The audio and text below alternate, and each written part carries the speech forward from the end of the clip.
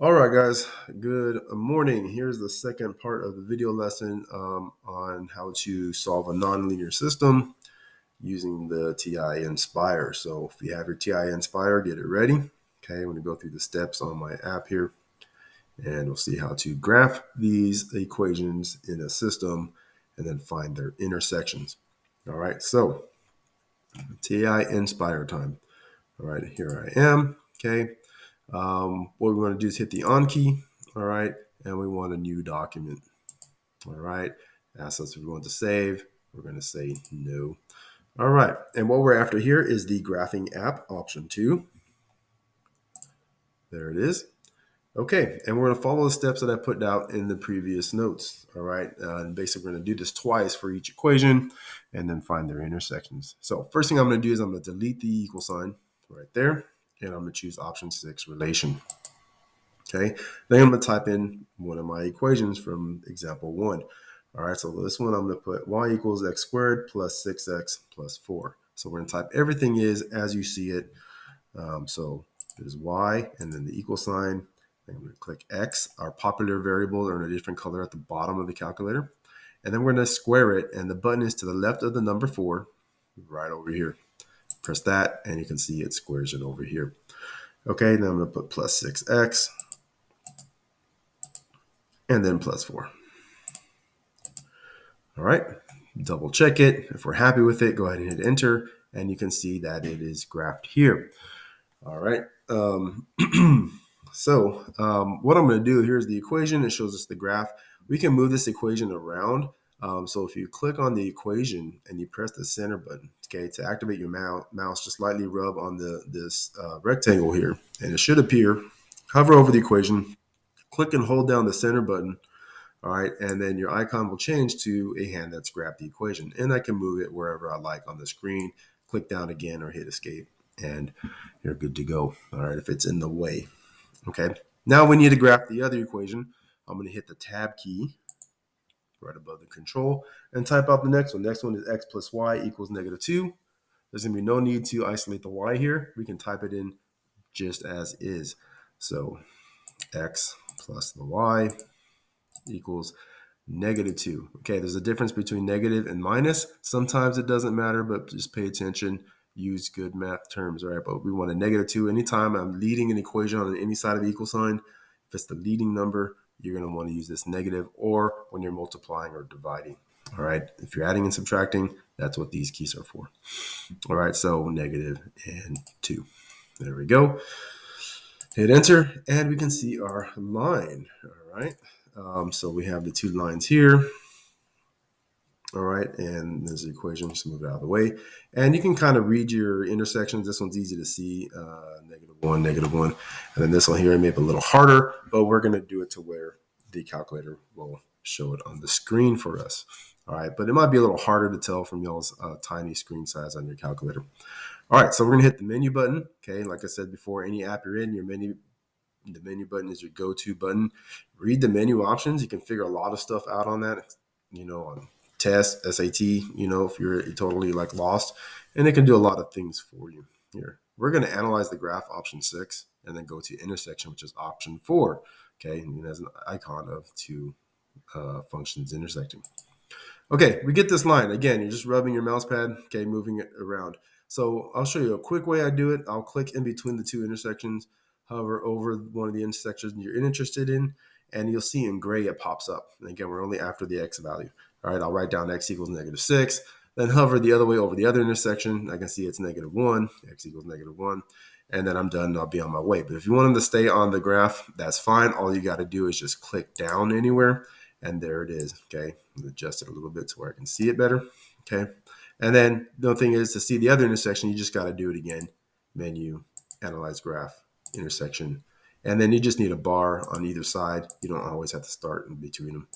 All right, and there's the -6. Okay, we're going to go on to example 2, where we're going to have two quadratics to do. So a quick way to do it, of course, you can close out the app and open up another graphing app, and it's going to ask you to save and all that. What I like to do is just do it quickly and just put another page on there. Okay, and then you can always reference your old problems just going back. And if you look at your dock button, okay, it's above your menu button, And in mine, in red on top, yours is probably in yellow or orange. Okay, it's plus page. That means it's going to add a page. And that's what I'm going to do. Anything that's printed above your button, okay, it's going to need a control key first. So control and then dock. And it's going to add a page. It's going to ask us what kind of page we want it to be. Well, we want it to be a graphing app. And there we go, fresh graph. And you can always click on the other tab to see your old problem. So it's kind of nice to do that so you can go through quickly and revert back to stuff you've already done. All right, maybe we need to fix or tweak something. Okay, so same process with this one. I'm going to go ahead and delete this negative, this equal sign. All right, choose relation, then type the functions as is. The first one is y equals x squared minus 9. Okay, x and then square it, then minus 9. Okay, double check, happy with it, graph it. As you can see, it's a little cut off, so we may need to do some adjustments here, but I'll show you that in a bit. Let's see how the other function turns out. Okay, tab key. All right, and then I'm going to have y equals negative x squared plus y equals negative x squared minus 6x minus 9. All right, so let's do that. So y equals, okay, and again, had negative signs leading off the equation. Okay, x squared, okay, minus 6x. So here I'm subtracting, so that's when I'm going to want to use this minus sign there. Okay, so be kind of careful with that, 6x. All right, and you can kind of tell on my computer, the negative sign is a little higher in pixels and shorter. The minus sign is lower and longer. All right, probably harder to tell on your calculator, but there is a difference here. Okay, and then minus 9. So I'm going to hit minus key again, and then 9. All right, double check it. Looks good. Hit enter. And there is the other function. So right now I can tell my equations are on top of each other. It doesn't really matter, but there's an intersection happening somewhere over there. So I'm going to just move these over. Okay, so as you can see, we got the intersection here, pretty easy, 3, 0, you can tell. But we can't quite see the other one. And there's two things you can do. So since this is kind of an easy fix, I can click anywhere on the white space and just adjust my image slightly, right? So I kind of think of it like a bed sheet and you're just pulling it over a little bit. So what you can do is click down on the white space, click and hold that center button there. All right, when you do that and you pull it down, it'll turn into a fist, like it's grabbing a canvas or a bed sheet, and pull it up just a bit. Okay, for minor adjustments, this is easy and quick to do. Now I can see my other intersection. I am good to go. All right, so for other functions, you might see a totally different picture because we only have so much window, negative 10, positive 10 on the x, negative 7, positive 7 about on the y-axis. Sometimes that window isn't big enough to where our functions are.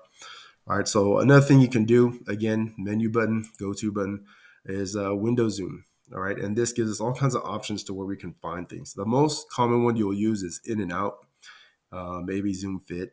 Okay, and then you can set your own settings. Really good with domain and range. Okay, that'll help you set your settings to where you can see your function. All right, but this one here, we can just zoom out just a little bit, and you got this magnifying glass. So I'm just gonna put it in the lower fourth quadrant here and just kind of click once. And there it is, okay? Hit the escape key to get rid of the magnifying glass. And you got your two functions right there. You can see the intersection really clearly, okay? Just like our example that I drew a rough sketch of. All right, so again, if you want them to show up, just menu, okay? Analyze, intersection, okay? Put a slider on either side. So that one's a negative 3, 0. We'll do it again for the other point. Okay, and then there's the other point. We see them clearly. The solutions here are x equals negative 3 and x equals 0. Again, we're only interested in the x values. And there it is, two parabolas that intersect each other. All right, guys. So you now know everything you need to get your assignment done. Please get those done and turned in. Thank you.